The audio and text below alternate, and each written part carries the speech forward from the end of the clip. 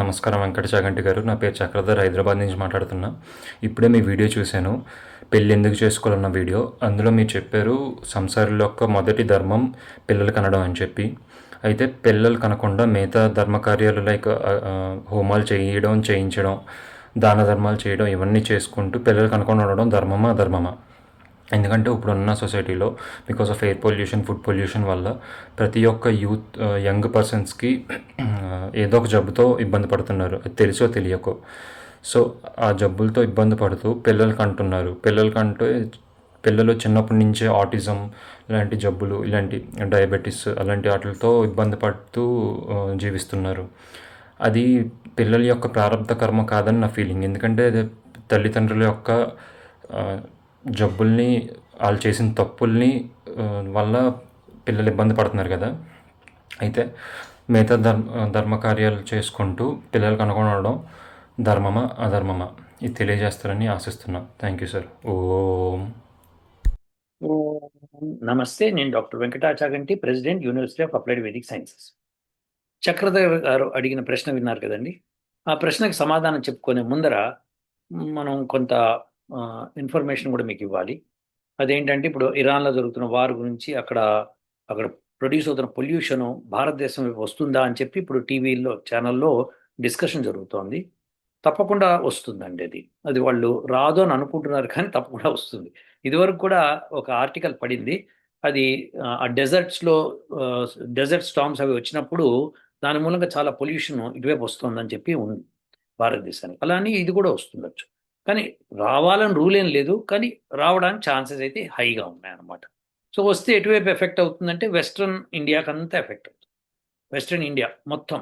So మనం గుజరాత్, మహారాష్ట్ర, కర్ణాటక ముఖ్యంగా effect అవుతాయని ఆ న్యూస్ ఛానల్లో కూడా చెప్పారు. సో అదే కాకుండా సెంట్రల్ ఇండియాకు కూడా రావచ్చు, ఎందుకంటే depending upon how much war it taking place అన్నది. సో ఇవన్నీ కూడా మనకి అక్కడంతా పెట్రోల్ అవి బర్న్ అయిపోతుంది. సో అక్కడంతా బ్లాక్ క్లౌడ్స్ ఫామ్ అయిపోయినాయి ఇరాన్ మీద. సో అట్లనే అక్కడ యాసిడ్ వర్షం లాగా పెట్రోల్ వర్షం కురుస్తుంది. సో అది చాలా డేంజరస్, అది అక్కడ ప్రజలకి వాళ్ళకి. సో అక్కడ ఇరాన్ ప్రభుత్వం కూడా మాస్కులు పెట్టుకొని ఇంట్లోనే ఉండండి, బయటికి రావద్దని చెప్తున్నారు. మరి ఆ పరిస్థితిని వాళ్ళు తెలియదు, వాళ్ళకి ఎట్లా దాన్ని మిటిగేట్ చేయాలి. సో మనమైతే యజ్ఞం ద్వారా మిటిగేట్ చేస్తామండి, 100% మిటిగేట్ చేయగలుగుతాం. సో ఆ న్యూస్ ఫస్ట్ ఒకసారి చూడండి, చూసిన తర్వాత మన చక్రధర్ గారి ప్రశ్నకి ఆన్సర్ చెప్పుకుందాం.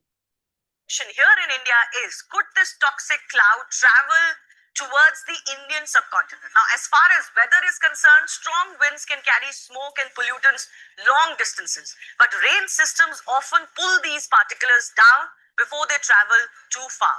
In this case, the pollution plume is likely drifting northeast towards parts of Central Asia and Western China rather than south towards India. Distance is another critical factor. Tehran lies more than 2,000 kilometers from India, and airborne pollutants typically disperse and dilute significantly over such long distances. Chakradhar గారు ఏమడుగుతున్నారంటే, పెళ్లి చేసుకొని పిల్లలు కనకుండా ఉంటే బాగానే ఉంటుందా?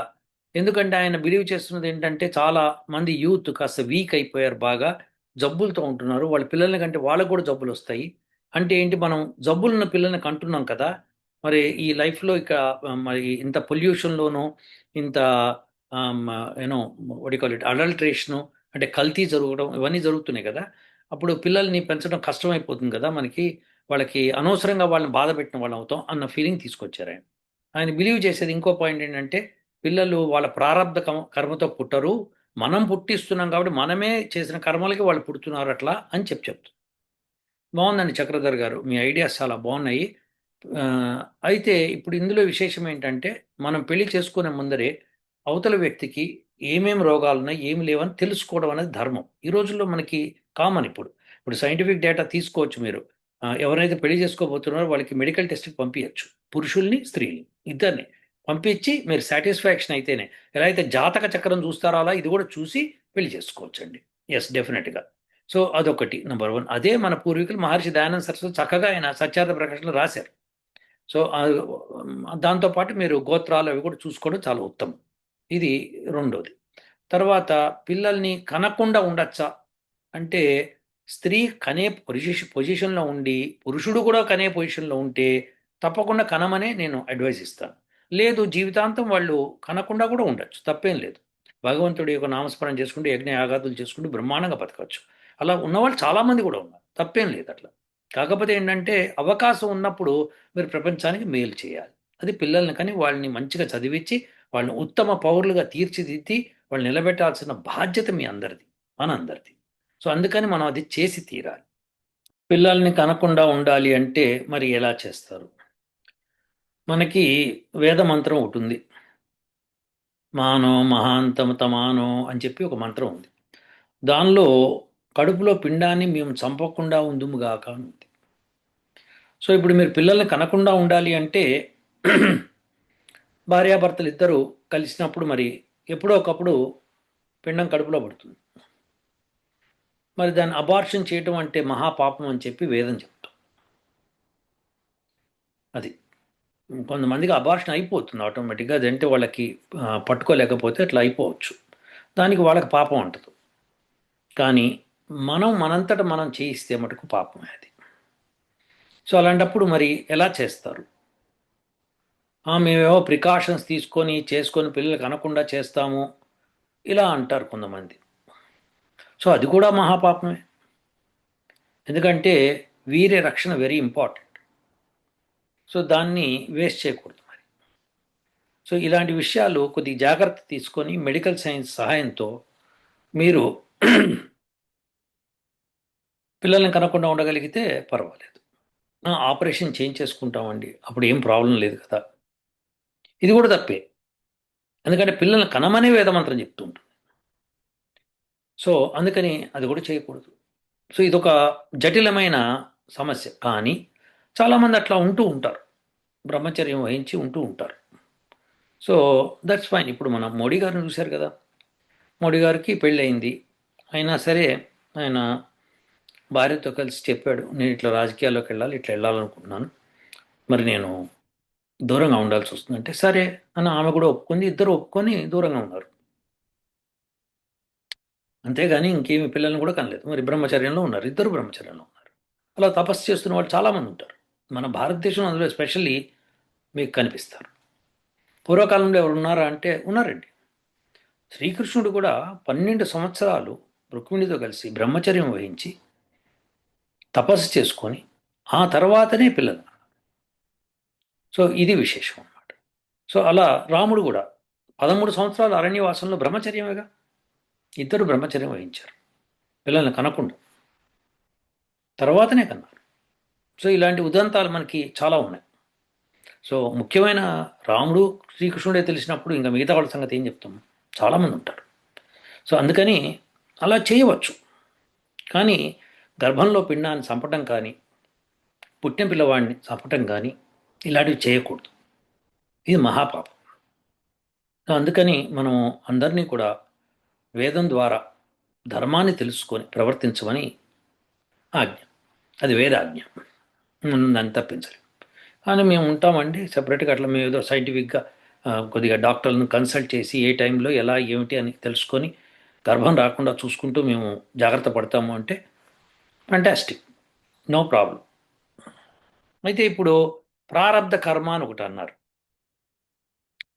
ఏ ఏ ఇప్పుడు మీరు బాడీని కనుక చక్కగా హెల్దీగా ఉంచుకొని హెల్దీగా ఉంచే ప్రయత్నం చేసి కంటే అటువంటి వాళ్ళే అక్కడ పుడతారు. ఎందుకంటే లేకపోతే పుట్టరు. మీరు కనుక వీక్గా ఉండి కనడానికి ప్రయత్నం చేసి వాళ్ళు వీక్ అయితే కనుక అది మీదే బాధ్యత అవుతుంది. కాబట్టి ఆరోగ్యం కుదుటపరచుకోండి. ఒకవేళ బాగాలేదనుకోండి, కుదుటపరచుకోండి, ఇంక్రీజ్ చేసుకోండి. ప్రాణాయామము, ఆసనాలు, మంచి భోజనం చేసి ఎక్సర్సైజ్ చేసి మైండ్ కూడా మంచిగా ఉంచుకొని చెత్త సినిమాలు, చెత్త సీరియల్స్ చూడకుండా మంచి మంచి పుస్తకాలు చదువుతూ భార్యాభర్తలు ఇద్దరు అటువంటి రామాయణము, మహాభారతం లాంటి చదివి అండర్స్టాండ్ అవుతూ బాడీని చక్కగా శుభ్రపరచుకోండి. సో మనకి ఇదివరకు ఒకసారి శుభ్రపరచుకోవడం గురించి చెప్పాను నేను. స్నానంతో బయట శుభ్రం అవుతుంది, జపంతో మనసు శుభ్రం అవుతుంది, ప్రాణాయామంతో మనసు కూడా శుభ్రం అవుతుంది, అలానే మనకి బుద్ధి కూడా శుభ్రం అవుతుంది. సో ఇవన్నీ అవుతాయి అన్నమాట. సో అందుకని మనము స్నానము, ప్రాణాయామము, ఈ ఆసనాలు ఇవన్నీ వేయాలి. ఆసనాలు వేయడంతో ఎక్కడెక్కడ నర్వస్ సిస్టంలో ఏమేమి జబ్బులు ఉన్నాయో తగ్గడం ప్రారంభిస్తాయి. అలానే మనం మంచి ఆహారం తీసుకోవాలి. మంచి ఆహారం తీసుకోకపోతే అది కడుపులోకి మనం చెడు పంపించామనుకోండి, మాంసాహారం లాంటివి, అవి చెడు అవుతాయి అనమాట. అంటే పిల్లల మీద అవి డెఫినెట్గా వాళ్ళ యొక్క మెంటాలిటీ మీద ఎఫెక్ట్ ఉంటుంది. అలానే టాయిలెట్కి వెళ్ళడం ఉదయాన్నే వెళ్ళే ప్రయత్నం చేయాలి. అది ఆ, దానికి సరిపడా ఏంటంటే భోజనం అలాంటివి తీసుకోవాలి. సో దానికి మీరు ఆయుర్వేదిక్ డాక్టర్ని అడిగి ఎటువంటి భోజనం శ్రేష్టము, ఎలా తీసుకుంటే శ్రేష్టము కనుక్కొని అటువంటి భోజనం ఏ టైంలో తీసుకోవాలో అవన్నీ తెలుసుకుంటే మీకు ఆటోమేటిక్గా విరేచనం పొద్దున్నే అవ్వడం జరుగుతుంది. దాంతో మీకు ఆరోగ్యంగా ఉంటారు. అంటే ఒక మాట అవ్వకపోవచ్చు, కానీ ప్రతిసారి అవ్వడానికి అయితే ప్రయత్నం చేయాలి. అలా చేయడం మూలంగా ఆ పొట్టలో ఆ పేగుల్లో ఉన్న మలం బయటికి వెళ్ళడం మూలంగా మీరు శుభ్రంగా ఉంటారు అన్నమాట. సో ఇట్లా ఇంటర్నల్ శుభ్రము, ఎక్స్టర్నల్ శుభ్రం రెండిటితోనూ మీరు ఆరోగ్యంగా ఉండే ప్రయత్నం చేసి అలాంటి అమ్మాయిని, అలానే అమ్మాయి కూడా అలానే చేసి అలాంటి అబ్బాయిని చేసుకుని ప్రయత్నం చేశారనుకోండి, ఆరోగ్యకరమైన పిల్లలు పుడతారు. అంతేకాకుండా మీరు కొద్దిగా జ్ఞానం ఉపయోగించి ఎక్కడ అడల్ట్రేషన్ జరుగుతోంది, ఏదో హోటల్కి వెళ్ళామో బజ్జీలు ఇచ్చేసే తినేస్తాను అనకుండా వాళ్ళు ఏమి నూనె వాడుతున్నారు, ఏం వాడుతున్నారు అని కనుక్కోవాలి. వాళ్ళు చెప్పలేదనుకోండి తినకూడదు, వెళ్ళిపోవాలి. మీరు చూడాలి, పరిశీలించాలి. అది ఏమి నూనె వాడుతున్నారు, నూనె దేవి నూనెలోనే దేవుతున్నారా, ఇలాంటివి తెలుసుకోవాలి. అలాంటప్పుడు మీరు అక్కడ ఇడ్లీ తిన్నారనుకోండి, ఆ ఇడ్లీ ఏంటంటే ఉడకబెట్టింది కాబట్టి దానికి నూనె ఏముంటుంది కాబట్టి బ్రహ్మాండంగా తినచ్చు. కానీ దానికి నంచుకుందుకు మళ్ళీ చట్నీ కావాలి, చట్నీలో మళ్ళీ ఆయిల్ వాడతారు. సో ఇవన్నీ గమనించుకోవాలి. అందుకని బయట తినాలనుకుంటే తినకపోవడం మంచిది. నాకు తెలిసిన బ్రాహ్మణులు చాలామంది కూడా ఇక్కడ ఆంధ్రప్రదేశ్ నుంచి కాశీ దాకా వెళ్ళారు ట్రైన్లో. వెళ్ళినప్పుడు వాళ్ళతో పాటు స్టవ్, వాళ్ళ వాళ్ళ బియ్యం బస్తా, వాళ్ళు అవన్నీ కూడా తీసుకెళ్ళారు. ఎక్కడైతే రైల్వే స్టేషన్లో ఆగుతుందో అక్కడ వాళ్ళు దిగి అక్కడ బయట పెట్టుకొని వండుకొని తిని వెళ్ళేవాళ్ళు. అంతేగాని ట్రైన్లో కొనుక్కునేవాళ్ళు కాదు. కాశీకి వెళ్ళి కాశీలో కూడా వాళ్ళు అలానే వండుకొని మళ్ళీ తిరిగి వచ్చి మళ్ళీ అలానే తిరిగి వచ్చారు. సో ఇది చాలా శ్రమతో కూడింది. కానీ అలా చేయగలగాలి. దాన్ని శ్రద్ధ అంటారు. అలా చేయగలిగారు. మనం ఇప్పటికీ చేయొచ్చు. కట్టెలు పెట్టుకొని మండించుకొని చేసుకోవచ్చు. నేను శ్రీశైలంకి వెళ్ళేటప్పుడు అక్కడ వనభోజనాలు చేయాలన్నప్పుడు అక్కడ దోవలో అక్కడే ఆగి, దోవలో అడవిలో ఆగి చక్కగా అక్కడ వనభోజనాలు అవి చేసి వండుకొని అక్కడే ఫ్రెష్‌గా వండుకొని తిని వెళ్ళేవాడు. సో అలా చేసేవాళ్ళు. సో మనం ఓపికను బట్టి చేయాలి. అలానే మంచి భోజనం దొరకకపోతే అనవసరమైన కల్మషమైన భోజనం తినకూడదు. ఏ నూనె పడితే ఆ నూనె వాడకూడదు. పల్లి నూనె కిలో లెట్ అస్ సే రూ. 200 దొరికిందనుకుందాం. ఇప్పుడు మీరు పల్లీలు కిలో ఎంతకు దొరుకుతాయో కనుక్కోండి. అది 300 అనుకోండి. ఇది 200కి ఎలా ఇస్తాడు కిలో? పైగా పల్లి నుంచి నూనె తీస్తే 30% నూనె వస్తుంది. 30 40 మాక్సిమం. సో మిగతా అంతా వేస్ట్ అనమాట, పల్ప్ అనమాట. అలాంటప్పుడు అంత తక్కువలో వచ్చి, అంత తక్కువ నూనె వచ్చి, ఈ ధర కూడా అంత తక్కువ పెట్టి కిలో అమ్మడం అనేది సాధ్యం కాదు. కాబట్టి ఏదో కల్తీ జరిగింది. సో ఇలాంటి వివేచనతో తెలుసుకోవాలన్నమాట. ఇలా తెలుసుకొని మనం మంచి భోజనంకి అలవాటు పడాలి. మంచి టీవీ ఛానల్స్‌లో మంచివి ఏవైతే భక్తి ఛానల్స్ ఉంటాయో అవి చూడటము, మంచి సినిమాలు చూడటము, అలాంటివి చేయాలి. కానీ మనము చండాలమైన సీరీసు, వల్గర్‌గా ఉండే సీరీసు ఇలాంటివి చూడడం తగ్గించాలి. ఆ మ్యాచ్యూరిటీ వచ్చిన తర్వాత మీరు చూసారనుకోండి, నో ప్రాబ్లమ్. కానీ యుక్త వయసులో చేయడం మూలంగా ఏమవుతుందంటే అవన్నీ మీ మైండ్‌లో కూర్చుంటాయి. అదొక దుర్గంధం తయారవుతుంది. సో అప్పుడు మీ జీన్స్‌లోంచి వచ్చేది మీ పిల్లలకు కూడా వెళ్ళిపోతుంది. కాబట్టి అలా లేకుండా చూసుకోండి. యజ్ఞయాగాదులు, హోమాలు, జపతపాలు చేసుకుంటూ, ప్రాణాయామం చేస్తూ, ఆసనాలు చేసుకుంటూ, వెజిటేరియన్ ఫుడ్ తింటూ, మంచి భాష మాట్లాడుతూ, మంచి ఉద్యోగం చేసుకుంటూ బతకాలి. సో ఇది చేసుకుంటే గనుక తప్పకుండా మంచి పిల్లల్ని కూడా కనవచ్చు. కాబట్టి చక్రధర్ గారు, మీరు కనాలని చేయలేకపోతే కనాల్సిన అవసరం లేదు. హ్మ్. కానీ కనటం అనేది ప్రధాన ధర్మం. ఆ ధర్మాన్ని మర్చిపోకూడదు. అది కాదండి, ఇట్లా ఉంది పొల్యూషన్, ఇట్లుంది, ఇట్లా అట్మాస్ఫియర్ ఇట్లుందంటే డెఫినిట్‌గా మీకు అలా నచ్చితే అలానే చేసుకోండి. కానీ మీరంతట మీరు యజ్ఞ యాగాదులు అవన్నీ చేయించి జనాల్లో చెప్తూ ఉంటే పొల్యూషన్ తగ్గుతుంది. అలానే ధర్మం గురించి మాట్లాడే వాళ్ళది ఎక్కువగా మాట్లాడుతూ ఉండాలి మీరు కూడా. మీరు మాట్లాడితే కొంతమంది చిరాకు పడొచ్చు. వదిలేసేయండి. మీరు మటుకు మాట్లాడండి. మీరు మాట్లాడడం, మీరు చేయటం ఇవన్నీ చేస్తే వాళ్ళు విన్నా వినకపోయినా పట్టించుకోకూడదు. హుహు. మనం పట్టించుకోకూడదు. మనం చెప్పడం ధర్మం.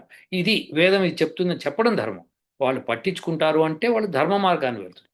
ఆ ధర్మం అనే మార్గంలో లేకపోతే అధర్మం వైపు వెళ్తున్నట్టు లెక్క. ఇది మనం గమనించాలి చక్రధర్ గారు. బహుశా మీ ప్రశ్నకి సమాధానం వచ్చుంటుంది. ఇంకొక ప్రశ్నతో మళ్ళీ ఇంకో రోజు కలుద్దాం. ఉంటానండి. ఓం.